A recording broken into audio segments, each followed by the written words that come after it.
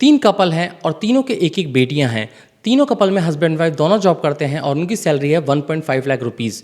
तीनों कपल सोचते हैं कि अपने बच्ची के एजुकेशन के लिए वो अपना 10% इन्वेस्ट करेंगे। तीनों कपल अपना 10% अलग अलग असेट क्लास में इन्वेस्ट करना स्टार्ट कर देते हैं और 20 ईयर्स के बाद एक फर्स्ट कपल का बनता है 1.71 करोड़ रुपीज़, सेकंड कपल का बनता है 95 लाख रुपीज़ और थर्ड कपल का बनता है 70 लाख रुपीज़। आखिर इतना कॉर्पस में डिफरेंस क्यों? चलिए समझते हैं कैसे।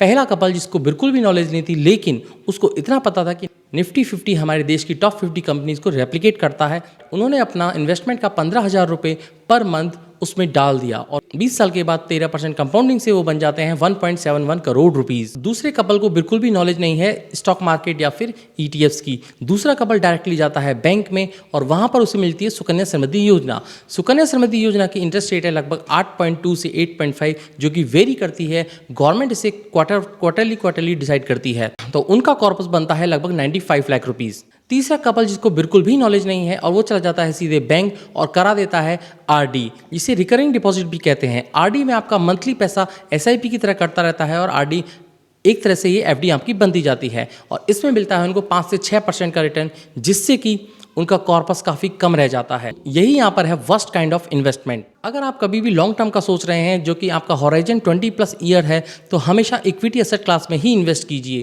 20 ईयर्स के लिए आप रिस्क ले सकते हैं क्योंकि ये बहुत लंबा पीरियड होता है और इतने लंबे पीरियड में इक्विटी एसेट क्लास अच्छे ही रिटर्न देती है। कभी भी ऐसा मत सोचिए कि इक्विटी एसेट क्लास में हमारे म्यूचुअल फंड नेगेटिव हो गए या पॉजिटिव चल रहे हैं, क्योंकि 7 से 10 साल बाद मार्केट का डेटा बताता है कि कभी भी आपके म्यूचुअल फंड नेगेटिव में नहीं जाएंगे। बस आपको रहना है कंसिस्टेंट और रेगुलर फॉलो करना है अपने फाइनेंशियल प्लान को।